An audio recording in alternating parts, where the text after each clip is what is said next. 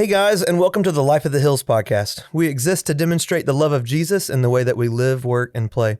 Our hope is to come alongside people in their journey of understanding who Jesus is, help people find genuine community, and teach people to live missionally for the sake of the gospel.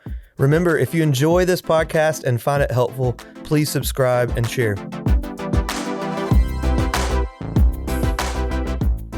Well, hey guys, welcome back. Today, it's been a year, Jacob. It's crazy. It's been a year, and so we're really excited just to try out some new things. So as you can see, we're adding some video content to our podcast. We started this a year ago with the hopes that it would be a way for people within our church community just to further dive deeper into like what we're studying on Sunday mornings and in our D groups. And man, it's just continued to blow up. So we just want to try something new.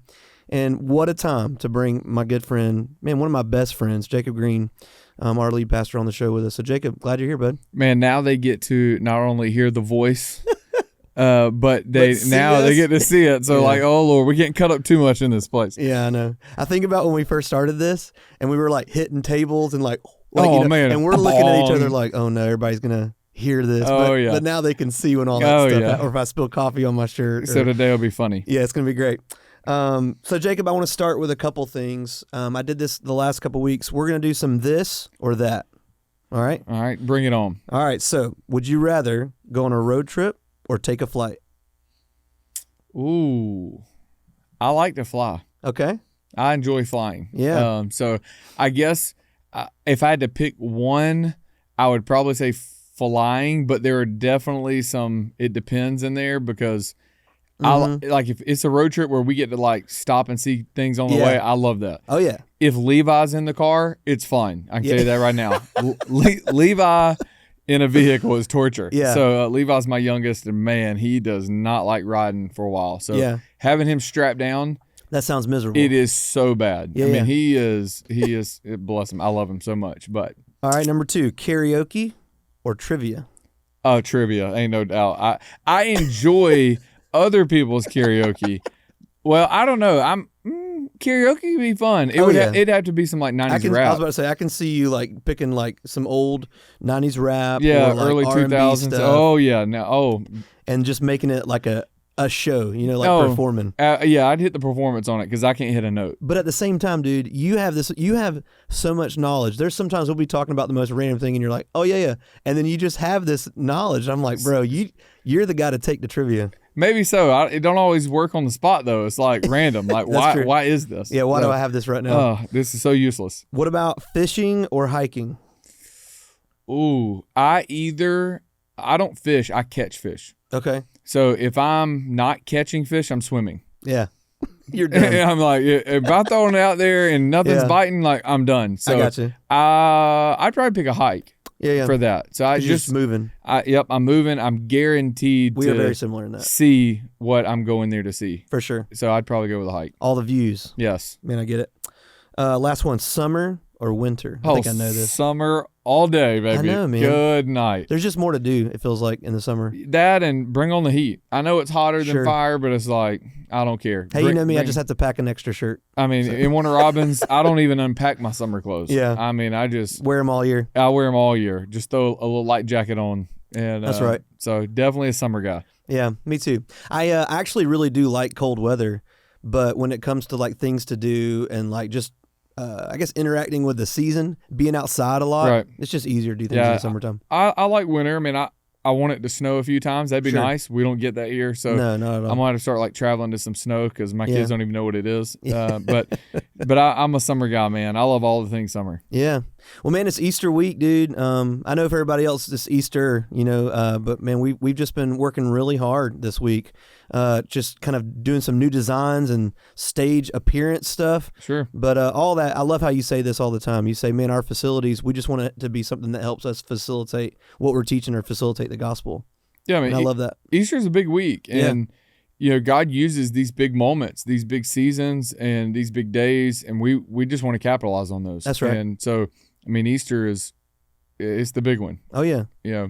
It's the time when people that don't ever go to church say, hey, today we're going to try to go to church. Yeah, let's check this out. Yeah. And I love that. And so I would just say, if you're listening, and you're one of those people, like, go for it. Yeah. Like, you'll never hear me say, "Oh, whatever, you're here for Easter." Yeah, like, no man, way. we're honored. Yeah, we And want you to come. look, you just never know when you're on that road where Jesus is going to show up and have a conversation with you. So We're going to talk about that today. Yeah. So in your message, you're going to be kind of focusing on Luke chapter 24 and then a couple other passages, but we see some pretty big things in this moment of the resurrection, and it kind of starts at the empty tomb. So there's some ladies, they go to the tomb, and it's empty, and it says in the text that they're perplexed by that. So why are they so perplexed? You know, I mean, after watching the brutality of Jesus' death, I mean, that's what makes, so the gospel, obviously, coming back from the dead, it's pretty amazing. Sure. But seeing how awful the crucifixion was, to see the brutality, to not recognize beard pluck, I mean, just the visible nature of that type of death. Yeah. Just that alone would induce some shock. For sure. But then to go from that and to remember that, oh yeah, this was supposed to happen. He did tell us this was going to happen. Yeah. I think it's really easy to forget the "this was supposed to happen" portion when you're watching just the brutality and in some cases, maybe even the losing of hope. Like, I mean, you're going to see in this conversation with the guys, they're like, we were just hoping he was it. That's right. That's not the guy. Sure. He's not the one. he just died. He can't be the one. Yeah, if anything, I feel like it just shows that there was still some doubt present. You know sure. what I mean? Because Jesus was clear, so they knew. I mean, even sitting down at dinner, he laid out what was about to happen, right? But not to lose heart in it. And then you see in ESV it says men in dazzling apparel, which I think is so weird. I don't know why they read. We should talk about that one day. But that's what they tell the ladies. Hey, don't you remember? Like, he already told you. And it's that moment where they're like, oh yeah. And so they go back, to tell, the other disciples. Yeah, I mean, you have angels announcing the birth of Christ. Right. And you now have angels announcing the resurrection of Christ. Yeah. And so, I mean, every place people fell down in fear. I mean, it was like, wow. Yeah. The glory of God, in that moment. But the shock of, oh my gosh, maybe there is hope. Yeah. Maybe what is going on? That's and right. I mean, obviously their famous response. Why are you looking for the living amongst the dead? Man, so why good. are you in shock here? Yeah. Like, you shouldn't doubt this. Right. We've been telling you for like a while now. Go back to the prophets, to Moses, like all this, like, we've been telling you. Yeah. Like, this had to happen. And then Jesus himself told you. But I think it's easy to forget after you've seen him murdered in front of your face in that way, to lose hope and to think that, like, okay, well, maybe all this was not, like, on the up and up, and then bam. Yeah. Okay, never mind. Whoops. He's alive. That's right. Yeah, so it kind of it's kind of cinematic right here, actually. So you have this moment with the ladies at the tomb, and then they rush back until, I guess it's Peter.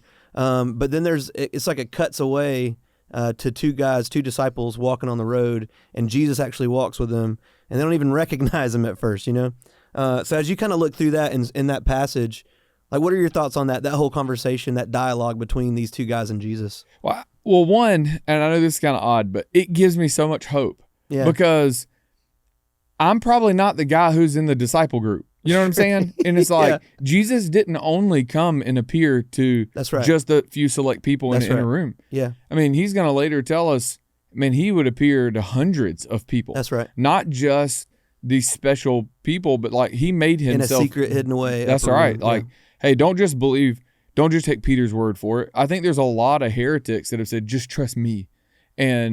But now we have the disciples saying, no, don't just trust us. Like, go ask anybody. That's right. Like, hundreds of people have seen him. Yeah. I'm not just hallucinating. Yeah. Like, a lot of people have seen this. He is alive. Yeah. And so these two normal guys are arguing, and I love that. I mean, honestly, they're probably seminary students, and people love to argue truth. And so I think a lot of people can relate to this. They're oh yeah, is he the one? Is he not the one? And what about this? And so they're in this argument, and Jesus shows up like in the midst of this argument, and he makes it so that they can't, they don't know who he is. Right. And so he's like, why are you arguing? And they're like, well, have you not, where have you been? Yeah. He's like, I've been dying on a cross. Right. They're like, have you not heard about all this going on? And so I just love that he shows up in the midst of this, because the point is, we can relate to this. Right. There's a lot of people who have doubt. There's a lot of people that struggle with this. And Jesus steps into that struggle. and says, all right, well, let's talk about it. Yeah. Why are you slow? You're slow to believe. Yeah. I've been telling you this Yeah. for a long time. Yeah. This was going to happen. Well, and also I think it shows that they had some expectations that weren't right.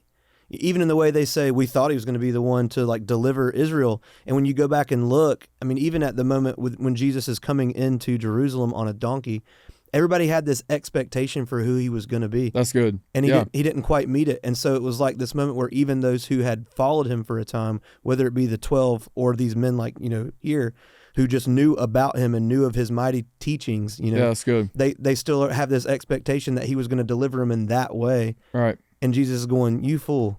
Yeah. There's a different type of deliverance that That's right. I actually was referring to the whole time. Yeah, that's good. I love that. So why is it, so from there, we kind of go back to the upper room, right? And Jesus kind of appears to all the disciples and he shows them his scars. Why is that moment so significant as far as like maybe their belief or their faith? Well, one, this is the bodily resurrection of Jesus. It's physical. Right. I mean, here in just a little bit, he's like, y'all got some breakfast? Yeah. I mean, Jesus, fish. Yeah. My man, let's hang out. Yeah. I mean, they're having Captain D's. They're, he's showing him his physical body. Not. I know. I hope it's Bonefish Grill. It's got to be something better than that. But, this is Jesus. Yeah. This is not just any person faking it. Right. This is the Messiah. And he's like, look, I want you to see. Yeah. So, everyone saw this visibly. I was crucified in front of everyone. So like, this is me. And, everything is going to hinge on this. Yeah. Everything. And so like, let's get this right. And he makes sure that they see like, this is me. I am the Son of God. I am the Messiah. It. Feel it. Touch it. See, look at the fulfillment of the scriptures. All this happened according to the scriptures. Yeah. And you can know because I'm worth giving your life up for, and they would. And so, man, I love it that it's like real. Mm-hmm. Because I just think sometimes we have this view of the Bible and of God that's like not real emotions or not real processes that we all process. Yeah. And so I think there's a lot of people out there that have real questions, real doubt, like real worries and concerns, and the scriptures let us into that. Yeah. What would you say if the Messiah you saw die and now he's alive and up in your house? Sure. All right, is this for real? Yeah. I mean, you just would naturally go prove it. Yeah. And he's like, okay, bam. All right, there it is. Whoop, there it is. Like that's him. Yeah, for the sure. Messiah. So he kind of addresses that doubt by showing them. Is there any other way that you feel like you see him addressing that doubt with them in that moment? Yeah, I mean, so when we get this conversation, we're kind of getting in this like private conversation that they're having. And so, but he goes on in this conversation, he's going to appear to not just a few people. He's going to go on to make it known. I mean, you got Doubting Thomas. Yeah. Thomas like, man, I ain't believing that. Right. Like, there ain't no way. And I think Thomas gets a little bit of a bad rap. Sure. I think Thomas is like every other person. Oh, yeah. He's like, man, whatever. Y'all ain't getting me on this. Right. Y'all ain't fooling me. Ain't breaking out no April Fools, whatever. Yeah. And then we're not Jesus, getting a Trader Joe's. Yeah, that's all right. Yeah. And so Jesus shows up and is like, hey, no, I am. Mm-hmm. This is me. And I want you to know, I want the doubter. Right. Because the person who doubted and then sees truth, they're going to go on to say, hey, I can relate to all you doubters. That's good. I can relate to everyone out there questioning because I question too. Yeah. I didn't just blind. And I think there's this idea that Christians are a bunch of people who just in blind ignorance are just duped. Yeah. Like, man, what a bunch of morons that would believe this. How stupid do you have to be? But when you take the emotions away from it and you step back and you go, okay, hang on. Let's look at like reality. Yeah. And you begin to have conversations. You're like, well, maybe there's something to this a little bit. He didn't just go to people who just blindly followed. He went to people who doubted and didn't believe. That's right. And they changed radically. Something had to happen to bring about that type of change. Man, that's pretty huge to think about, because not only is he like hitting that in this moment, but you can go back and look at several times throughout his ministry. I mean, we talk about how he really interacts with the marginalized, but through the marginalized and through his miracles and what he did, it's like it's still bringing weight to what he's now saying to those who doubt. You know what I mean? Like it's giving him these things to reference back to. You know what I mean? Like I feel like anytime there's an argument, which that's kind of what's here, right? Is that people either believe or they don't. And so like, well, why? And so, well, I have faith in Jesus. Is it blind faith or is it based on who he was? And Jesus says, man, 100% who I was. look at these things that I did. Yep. Look, and I lived a sinless life. I just died a death on a cross for you and for the entire world. And so I feel like when he comes to this person who's doubting, he's coming with like, hey, this is how you articulate this. This is how you communicate it. Remember my scars. Remember what I did. Remember who I was. That's right. Oh, yeah. And so, I mean, this conversation, even the disciples, they're about to be called to something. Yeah.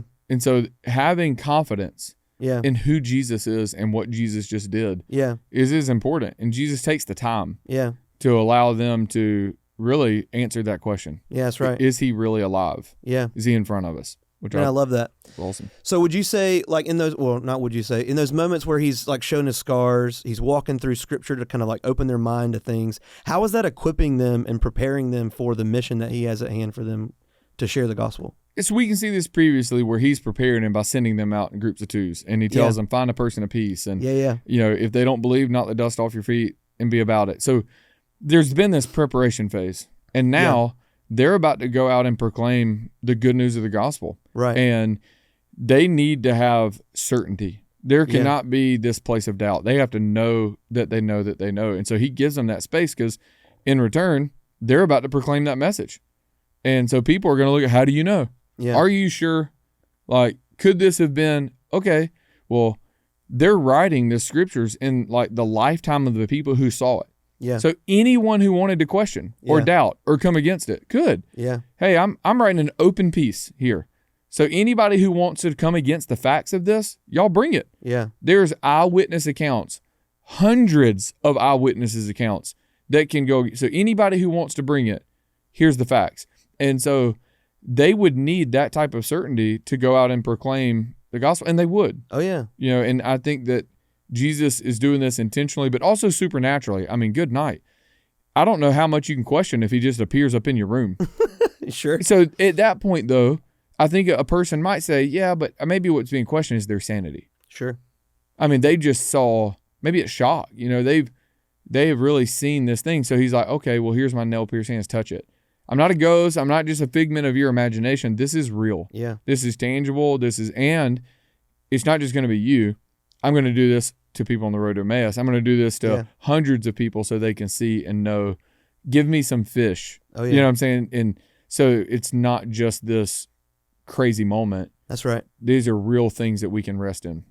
Well, and Peter really does, right? Oh, yeah. You got that moment on the day of Pentecost when they're filled with the Holy Spirit. He comes down and they're proclaiming the gospel in the streets, and this is what he's referencing back to. Absolutely. I've seen him. People have seen him. I've seen him. This I've is heard him real. with my own eyes. Yeah. I'm not just, this is not an echo chamber. Yeah. Like this, I'm telling you, Yeah. this is me. Yeah. Talk to me. I've seen it. I know. I didn't believe. I denied him. And it made that's right. Yeah. And it made a huge impact. I mean, we look at Acts 2 and 3,000 people, and day by day they keep adding to their numbers because the belief was so strong in what these people had seen and what they put their faith in. Yeah. So in a world that's so skeptical, why believe in the resurrection? Man, there's a lot, and we could probably take the whole the podcast just on that. But I like to talk to people who don't believe. I think there's a lot of people that don't, and I think as Christians we should engage and have conversations with people that, well, I'm skeptical. Well, you should be. I mean, people should be skeptical. Like, I don't think we just tell them, just shut up and believe us. Right. Because even Jesus is answering their skepticism. Yeah. Like skepticism is natural. Like we're created to like have some skepticism so we keep living, so we don't die. Yeah. And so that fight or flight, like stay alive, like, hey, is this worth like trusting in? But Jesus steps into that and says, I'm about to answer this. So what I would tell the skeptic is step away from your feelings. Well, I don't think like miracles can happen. Okay. Well, step away from your feelings and let's start looking at just like what is true. Yeah. Like let's just go true. Like what's true. Yeah. And for people who believe Julius Caesar exists, there's more evidence in who Jesus is and what he did than Julius Caesar ever existed. But the difference is we're not saying put your eternal hope in Julius Caesar. Right. So it's like, well, who cares if he really did or didn't for Right. Julius Caesar? But you're saying that Jesus is the Messiah, Son of God, stepped into the world. Like this has And our only hope for salvation. and our only hope. There's no other way. Well, this is now immensely more critical. For sure. So there's a reason, and we shouldn't be defensive over that. Right. If we're telling people the hope of eternity of your soul rests on it, then that should evoke all the criticism in the world. So when the whole world is trying to find out, is the Bible valid and is all of this stuff right, we shouldn't get defensive over that. We should welcome it. Agreed. And say, bring the criticism. We're not scared of that. We love the conversations. Yeah. Now, on the flip side, I'm also going to come at you, though, and pull a Jesus on the road to Emmaus with these guys and be like, oh, you're so slow to believe. Like, the evidence is there. Yeah. Take your time. So I would say to the skeptic, like, take your time. Man, there's plenty of books, and obviously there's plenty of people on the other side. And we're not scared for you to read either of those. And then bring your questions. Yeah. Because Jesus steps into it. He predicted this.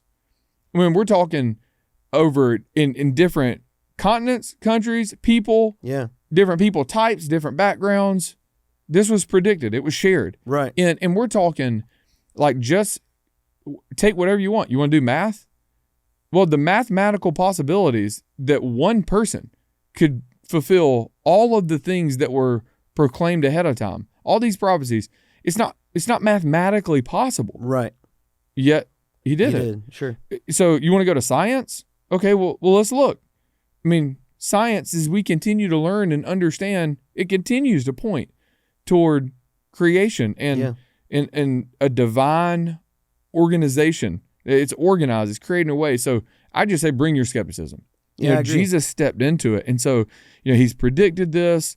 The tomb was a known location. They told him it was going to be a wealthy man's tomb. You go and look at all these tombs. If you kind of go back and you look at these other tombs that are found by other like religious things, and they're all marked up. They're all people knew like where they were. People knew where Jesus' tomb was. Right. The women knew where to go. The Romans were guarding it. Everybody knew where the tomb was. He gets to the guys in Emmaus, and what does it say? Hey, we were told this. Yeah. So what did they do? They went to the tomb. Right. They all knew where the tomb was. So when you have somebody that popular, that visible, to the point the guards are guarding it, everybody knew where it's at. That's a tough fake. For sure. It's a tough phony. Yeah. Why would some Roman guards risk their life to take a payoff? That's right. It really, when you just sit down like with the facts, it doesn't really make a lot of sense. Yeah. The Romans are brutal in their murder tactics. Yeah. When I even look at the life of the disciples after the ascension, and it's like there is no benefit in lying about this. Did you see the Babylon Bee video this week? Yeah, I oh did. my, Yeah. It's epic. It's like, all right, guys, we're going to sit around this fire and we're going to say, We're going to come up with this crazy we're going to come idea. up with this crazy idea. He rose from the dead. And guess what? We're going to be brutally murdered for it. Yeah. Boom! Yeah, and it's like, what do we get? We're going to That's get rich and we're going to get fame. Nope. We didn't get any of that. No. We didn't get wealth. We didn't get fame. What's the purpose of that? The greatest con? To dupe somebody? Yeah. That makes no person takes it to the grave. Right. No person. Somebody is lying. Somebody's going to break. Yeah. No one. They're like, saw me in half. Boil Yeah. me alive. Crucify me upside down. I'm Yeah. going to sing. I'm going to worship in my death. Right. Because Jesus is alive. That's like, right. Something changes to take Peter, who we publicly get to see that he denies Jesus, Yeah. to go and put me in the streets, arrest me. I can't not preach the gospel. Right. I can't not do this. Right. I saw it myself. Yeah. I saw him. He was in my room. Yeah. How can I not do this? That's right. So arrest me. But here's what I think though, all of them were not single, Right. right? So how do you look at your wife and your kids Sure. and say, hey, babe, I love you so much, but I'm going to be murdered for this. Yeah. No, don't do that. Right. Don't preach. Don't go on this mission trip. No, I can't not. Yeah. If Jesus is who he says he is, Yeah. then that becomes the why. That's right. So why would someone be okay with being brutally murdered? Why would what cause could there be that you would risk your life and look at other people and say, Yeah. this is acceptable? I mean, think about that, like seminary. Roll up in there, like newlyweds, like happily married. Hey guys, this is worth dying over. Yeah. If Jesus is who he says he is, Yeah. then he is. Yeah. It's absolutely worth it. 100%. If he's not who he says he is, then we're a bunch of crazy people, and we like he says in 1 Corinthians, we're the most to be pitied.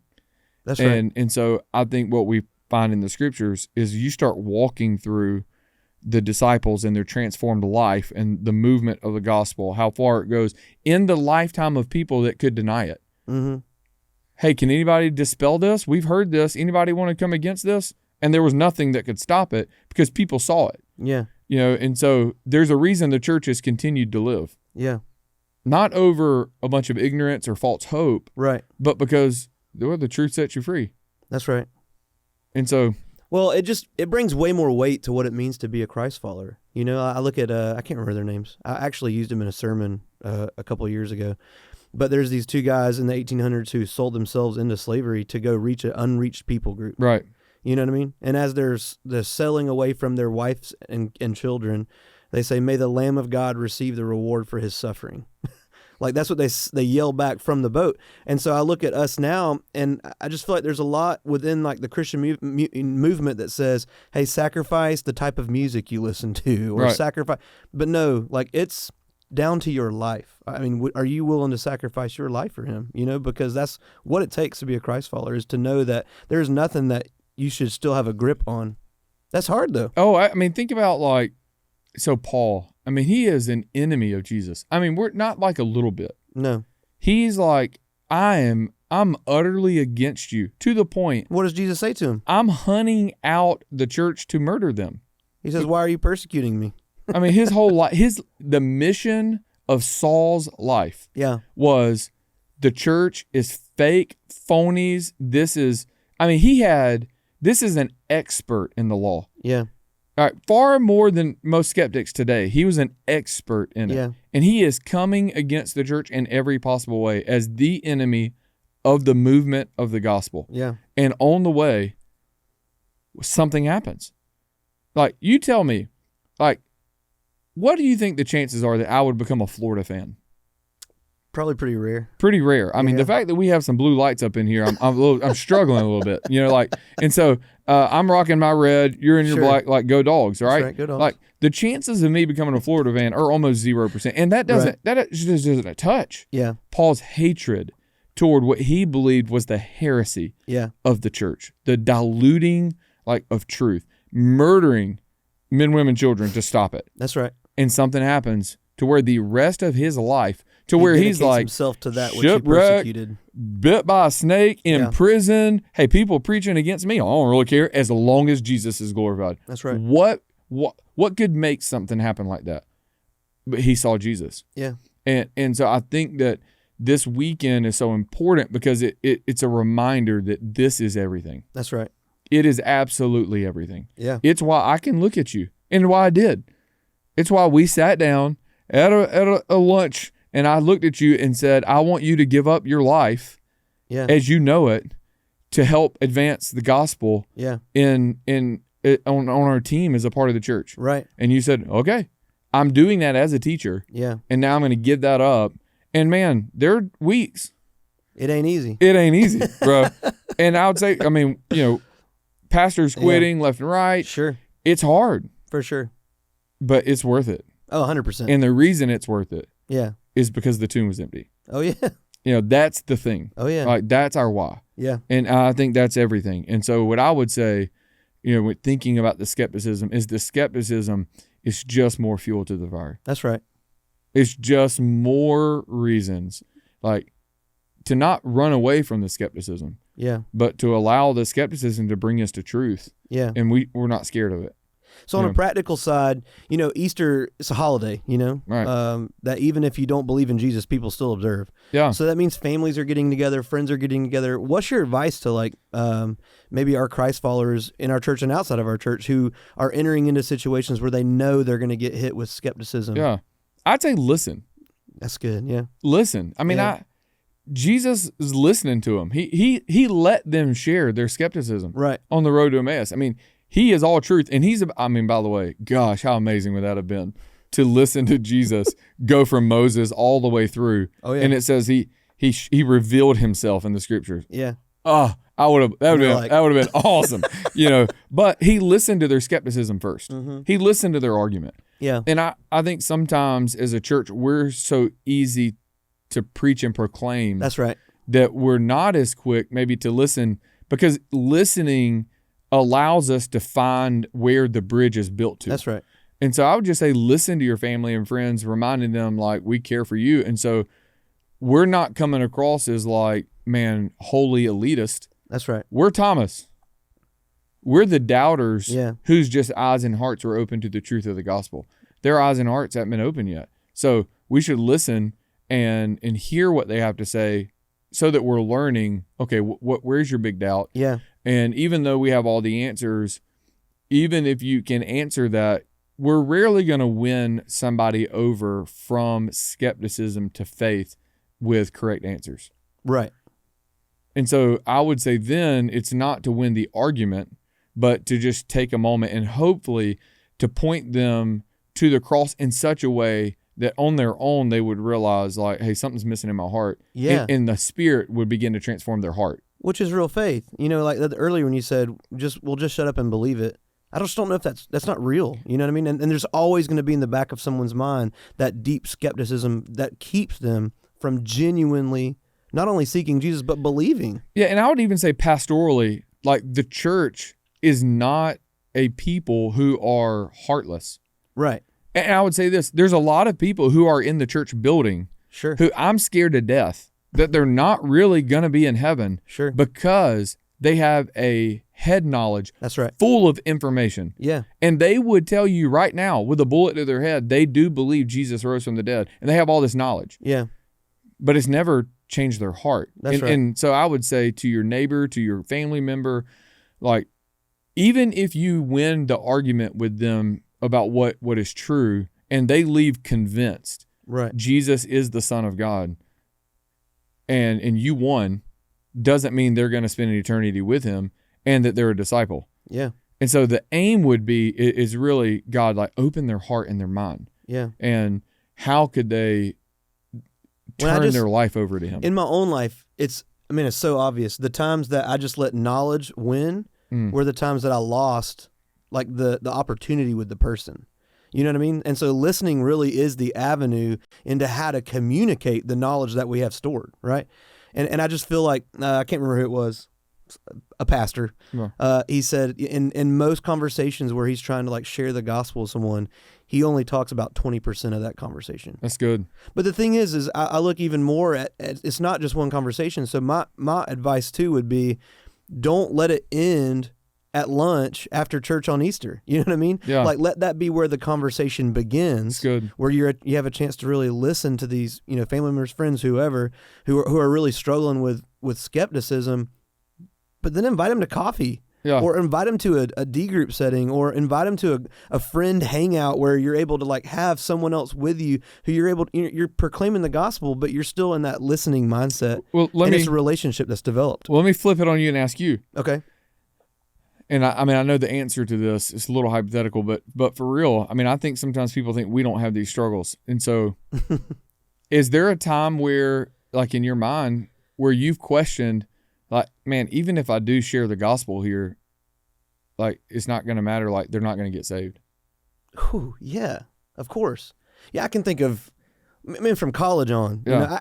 I really don't, I can't think of too many times in high school where I felt like I was really sharing the gospel with people. Yeah. But from college on, from the moment after my freshman year that I genuinely was seeking Jesus and like seeking people, there were a ton of opportunities where I would initiate the conversation, and the whole time in the back of my mind I'm like, they're never going to believe this. I still have friends today that, my prayer constantly is that they know Jesus. Yeah. But they still, I don't know if it's pride or so much knowledge and everything else that the world throws at us with science and everything that they just go, well, there's no way this is real. But I still have friends who don't believe, and my prayer is not that they believe so that I can go, yes, I got them. It's so that their soul is forever saved. Yeah. Romans, the gospel, it's the power of God into salvation. That's right. So the gospel is the good news. That's right. That literally can move. The resurrection of Christ. Yeah. It is the news that can move that sinner's heart to be saved. But so my skepticism is not that Jesus is not who he says he is. Right. It's that same power Right. will work and is working when I share it. Okay. Yeah. That's and so good. my skepticism is to remember that the same power that was at work in the resurrection of Christ on the road to Emmaus, in all of when Jesus showed up in the room and talked to Thomas, the same gospel that changed the disciples' lives is still changing lives today. Yeah. So to share it. Yeah. And so I would say listen, but like the gospel is not always like a 30-minute sermon. Sometimes it is, hey, well, I just want you to know, like I know the Son of God loved me so much that he came. Yeah. And he died in my place. The sin debt that I owed, he paid. He took it. And when he took it from me, he buried it in the grave when he died. Yeah. But 3 days later, when he rose from the dead, that resurrection, that new life, he offered to me, and I just want you to know I've received it. That's right. And my greatest prayer for you is not that you get all the answers right, is that you realize Jesus did that for you. Yeah. And he loves you, and that you would surrender your life to him. And as you surrender your life to him, man, he'll answer all the questions that you ever have. Yeah. But just like Jesus stood in the room with Thomas, he's standing in this room right now. That's right. Because he sent me here. That's right. And so I think I have to be more confident in being able and just being okay with that 30-second. Here it is. Yeah. Here is the gospel. Yeah. And I'm going to let that junk sit on your heart. And I'm telling you, I've shared that little bit. And there's times people come back like, man, I haven't slept in 2 days. I don't want to eat. Like, I'm miserable. Yeah. Like, man, Yeah. I think God is like talking to me. Yeah. I'm like, I know he is. Yeah. And so all the skepticism in the world, it's really hard to be skeptical of what God's doing in your own heart. Well, and once you believe, it changes everything. Yep. You know, Matt Papa, worship leader, talks about going, I think it's India, but he's on the train with this little boy every day. And he's had opportunities to share the gospel with him. And finally, the little boy, he goes, wait. If all this is true about Jesus, it changes everything. That's it. Meaning, like, my life now will forever be different. That's it. The way that I live is different. Yes. And so I think it's important, too, to remember, in light of skepticism or whatever else, we do have a calling on our lives as Christ followers. And the Great Commission is very clear. That's it. Make disciples. Yes. And so, like, for us, I hope that our people start to crave the moments where conversations are more prevalent in their lives, and they're constantly just intentionally thinking of ways to communicate this incredible message of who Jesus is, because it is life changing. Right. It's good, man. I love it. So you see this. Yeah. Like this is why Easter is such a big deal to us. Now, it is a little harder, I'll say, now, in that I really feel like we every Sunday feels a little like Easter Sunday. I know that. Yeah. I know I've said that before. We just have a lot of encouraging people in our church. So we'll be getting text messages throughout. We get text messages. That's right. through the whole week, you know, of people just like, man, the Lord is moving in this way, fill in the blank. And it's like how something from either Sunday morning or D groups or whatever just flows into natural life, which is what you desire. You know, like Sunday services are not designed to just be this thing and that's it for our faith. That's right. It's to help us flow into everyday life, you know? Yeah. Glorifying God and edifying people.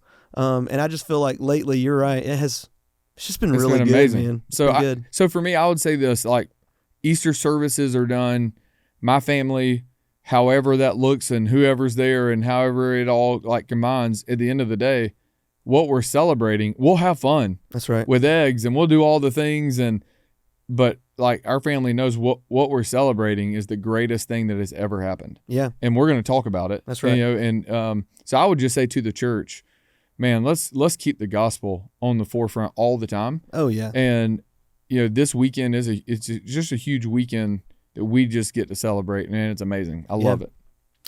Well, dude, man, this was great. I love it. I hope that people are excited about the, you know, kind of the change in the content. It's a little different, but you can still find us on Spotify and Apple Music. If you are someone who's been listening and you've become a part of our church, man, we would love for you to get more involved in the lifeblood of what it means to be, you know, part of Life at the Hills. And so we have D groups. And so you can go to lifeatthehills.com/D groups. And from there, there's like a form that you can fill out just to get connected. It's the best way to continue to discover what Christ has for you in your life. We just want to help people continue to like seek him, but grow in the knowledge and the understanding of who he is, so that when it comes time to articulate it and talk about it with people, you feel equipped and ready for that. Man, also, if you're someone who doesn't serve but is looking for a way to serve, you can go to lifeatthehills.com/serve and fill out a form, and it goes straight to all of our different areas. And we've got a plethora of ways for you to serve around our campus. And this year, coming out of Easter, man, please start looking for those missional moments in your personal life, but then also with our D groups as well. That's good. Because we're going to have some opportunities across Houston County and beyond as we not only plan for a second campus, but plan to just interact with people in everyday life every single day. Jacob, thanks, man. You got something else? Well, I would just say thank you. Yeah. Man, it's been a year, and man, Yeah. you've been running with this, and Man, I love it. God's used you. I love it. I love it. I listen into the podcast just for my own soul. Yeah. And so I just want to say thank you, man. You're Man, I killing love it. it. I appreciate you. It's been fun. And it's awesome watching God work through you because He is. Yeah. And I'm thankful for our team because we Well, get to do this together. And And it's you cool. and I, we talk about this all the time. There's just a lot in a conversation. You know what I mean? Yeah. And so why not just start having this to where people have access to conversations, and maybe there's something that's said that they go, man, this is it. This is how I could have said this to my friend George. who and with a doesn't lot believe of in different Jesus. people. Yeah. So it's just been edifying to my soul to hear it from different Well, good, man. I'm glad. viewpoints. And so, man, thank you. I appreciate it. And I ask people to pray with us. Yeah, please. We just want this next year to help us advance the gospel Yep. deeper in our own hearts, but then also, into the world. So, man, keep it up. I'm praying That's God right. bless you like crazy because I'm thankful for this. Yeah. Oh, by the way, there is a new Instagram page called Life at the Hills podcast. Life at the Hills podcast. And so you can search that, follow it. But don't forget, subscribe and share. And we can't wait to see you next week coming out of Easter with baptisms again, bro. Come on. Let's go. roll. Have an awesome day, and we'll see you on Sunday. See you guys.